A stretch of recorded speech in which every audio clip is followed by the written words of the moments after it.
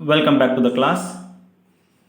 We are discussing about the concept of plant tissue culture. As a part of it, in today's class, we are going to discuss about the different steps involved in plant tissue culture, right? So in our book, it has been given as 6 steps which are very crucial in plant tissue culture. The first step is sterilization, the second one media preparation, then culture condition, callus formation, embryogenesis, and the final step is hardening. All these 6 steps are very important in the process of plant tissue culture. Let us discuss one by one. The first step is sterilization. Sterilization, and this term denotes the process of overcoming the microbes present in the environment or whatever the materials what we are using in PTC, right? So we are using different sort of materials and we need lot of equipments, right, to perform the plant tissue culture, and whatever the equipments we are utilizing or we are using in the plant tissue culture, every instrument has to be sterilized because as I have already stated you, plant tissue culture is a very much complicated and sophisticated process, right? So we need a lot of care, utmost care has to be given. So that is why each and every material which is involved in plant tissue culture has to be properly sterilized, and the process of overcoming the microbes or the process to get rid of the microbes is what we call it as sterilization, right?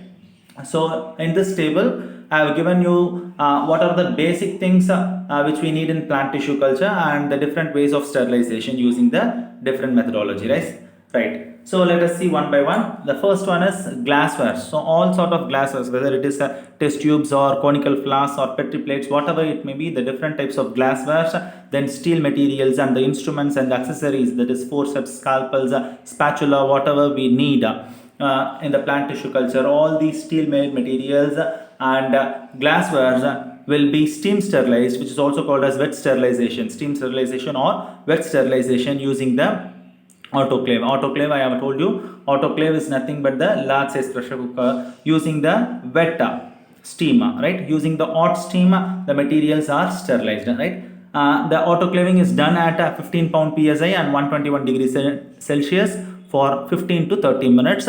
So it will be kept inside that autoclave, and after 30 minutes the entire content what we have placed inside the autoclave is purely sterilized and it will be devoid of any sort of microorganisms, right? And the next is culture room. The floor of the culture room. The floor of the culture room is mopped with common detergents and then with 95% of ethanol and 2% of sodium hypochlorite to overcome the microbes. And apart from the mopping and chemical sterilization, the entire room, culture room itself is sterilized by using the UV radiations, right? UV radiations are the potent killers of the microorganisms. So the entire room is closed and the UV radiations were on and it is kept for 30 minutes to overcome the microbes. Next is the laminar airflow chamber. Laminar airflow chamber is already accessed with a HEPA filter, right? There will be a constant flow of the pure air to overcome the microbe, and apart from that, the floor of the laminar airflow chamber as well as the walls, the glass walls of the laminar airflow chamber is wiped with 95% ethanol, and then it is also closed and supplied with UV radiations to kill the microorganisms. Then is culture medium, a very important part of the PTC, and this culture medium or the nutrient medium is also steam sterilized or wet sterilized using the autoclave and using the same pressure and temperature for 15 to 30 minutes. This culture medium is sterilized, and after that only these vitamins and amino acids, because vitamins, amino acids or enzymes and hormones cannot be added before the autoclaving of culture media, right? Because all these vitamins and enzymes can be easily degraded and deactivated under the heavy pressure and steam, right? So usually the culture medium is first sterilized and then only the vitamins and amino acids or the enzymes or hormones, whatever it may be, it will be added to the culture media inside the laminar airflow chamber. And usually all these extracts and secondary metabolites, vitamins or amino acids is usually sterilized by filtration process using the 0.2 mm diameter millipore filter, and after the filtration they are added to the culture medium inside the laminar airflow chamber. That is also maintained in the sterile condition. And finally the explants. The explants are the heroes of the PTC, and these explants are also sterilized using the chemicals, but it is surface sterilized, it is just wiped up. first wiped with normal distilled water, and then they are dipped in the 1% mercury chloride solution and with 70% of alcohol to overcome the microbes present on its surface, right? So all these are the different materials which are sterilized in different manners, right, using different devices, right? So this is very important step in the PTC, and this is the first and the foremost step of the PTC. And if this process is successful and all the materials are sterilized in a well-versed manner, then the PTC is half pass, right? So the remaining content depends upon the remaining processes, right? The second step is preparation of medium, and this is also a very important step, and moreover this is the very important step. Why? Because the medium is the nothing but the composition of different nutrients in a proper ratio, right? All these nutrients, macronutrients, micronutrients, vitamins, hormones, other carbon sources, enzymes, growth promoters, all these has to be added in the nutrient medium in a definite proportion, whatever the proportion it is given, right? So different scientists have prepared different medium. I have already stated you MS medium, Gamborg medium, White's medium, like that different types of medium are available in the market, and the composition of all these mediums are also available, right? So if you want to prepare the medium, only a skilled person, usually a skilled person can able to prepare the medium easily, because they know how to maintain the balance, right? So nowadays lot of artificially made ready-made medium are available, so we have to just buy that ready-made medium, and we can able to prepare the nutrient medium easily by mixing it in the distilled water, right? And this preparation of medium is a very crucial step in the PTC process, right? And medium is of usually three types: a solid medium, liquid medium, and semi-solid medium. In order to get a solid medium, usually we will add the solidifier, what is called as agar, which is obtained from the seaweed. Agar is a polysaccharide obtained from the seaweed, and once agar is added to the medium gets solidified, it becomes thickened. If you want a liquid medium, no need to add agar. And there is another type of medium, what is called as semi-solid medium, we used to call as broth. And this semi-solid medium, the agar is added in a half proportion or in a minimum proportion depending upon the requirement, and the product what is formed won't be either completely solid or nor completely liquid. It is in a semi-solid condition, and it is called as broth medium. And in our book it is given the MS medium composition. You can able to see the different nutrients, macro and micronutrients, and apart from that a lot of cofactors and vitamins and amino acids or growth promoters, everything is given in a proper ratio, and according to this given composition it has to be added. Even 1 gram or 10 gram or 10 milligram or 10 milligram, even if it is added extra or even if it is reduced, then the entire composition will get collapsed and the medium will not give the proper result, and the PTC may become failure, right? So preparation of media is very essential in PTC.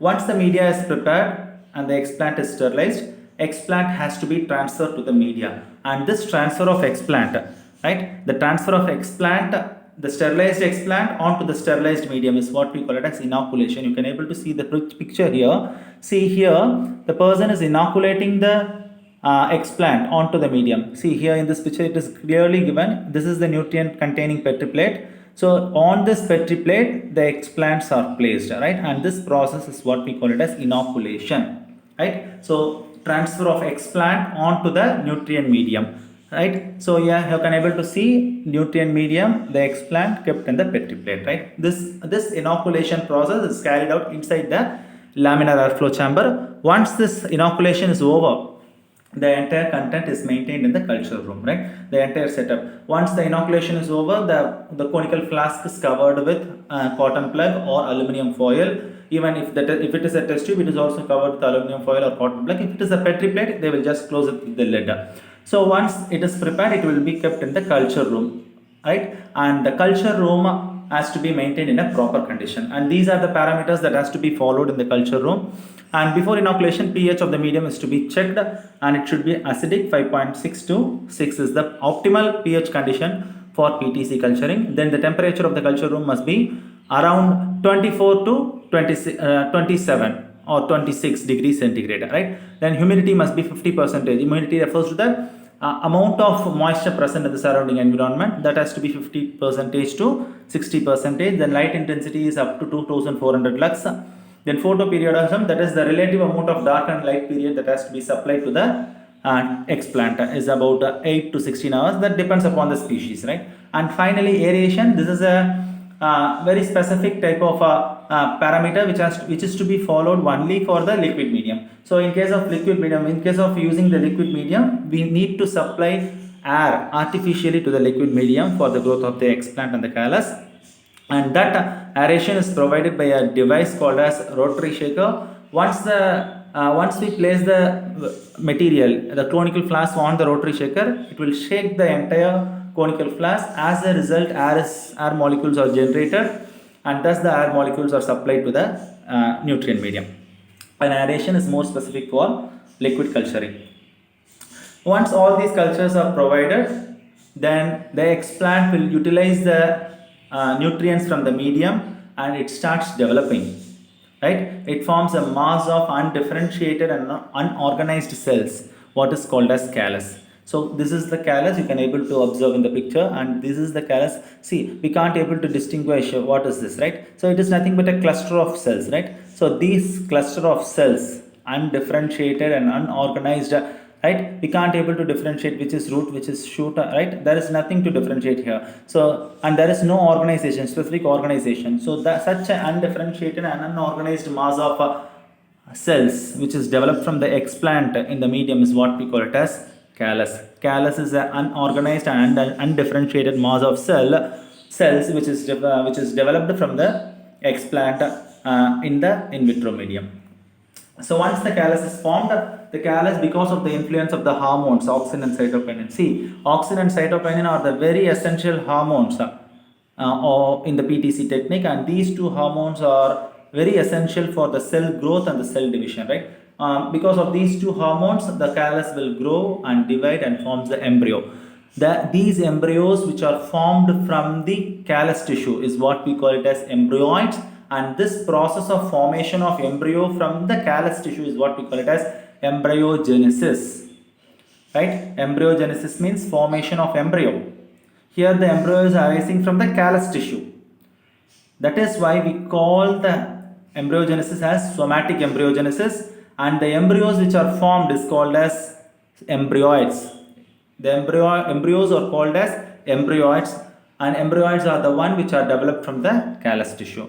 After the formation of embryoids, these embryoids will further utilize the hormones present in the nutrient medium, and they start developing into the root and shoot portion, right? The formation of root portion from the callus is what we call it as rhizogenesis, right? Rhizo means root, genesis means production. The production of root from the callus is what we call it as rhizogenesis, and the next one is the formation of shoot. The production of shoot system from the callus is what we call it as callogenesis.